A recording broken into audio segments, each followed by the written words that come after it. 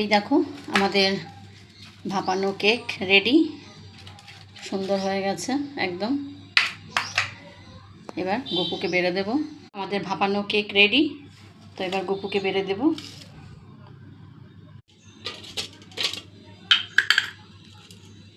তো দেখো কি সুন্দর হয়ে গেছে, এটাও হয়ে গেছে। তো দিয়ে দিলাম গপুর ভোগে, আর দিয়ে দিলাম একটা মিষ্টি।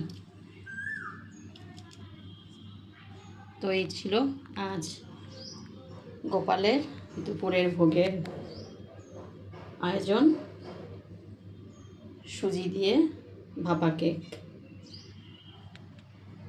তো চলো ভগবানকে নিবেদন করে দিয়েছি। আর আমার ভাপা কেকটা কেমন লাগলো অবশ্যই কমেন্ট করে জানিও।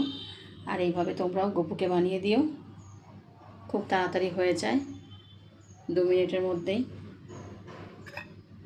আর এখন আমের সময় ভালোও লাগে আম দিয়ে করলে।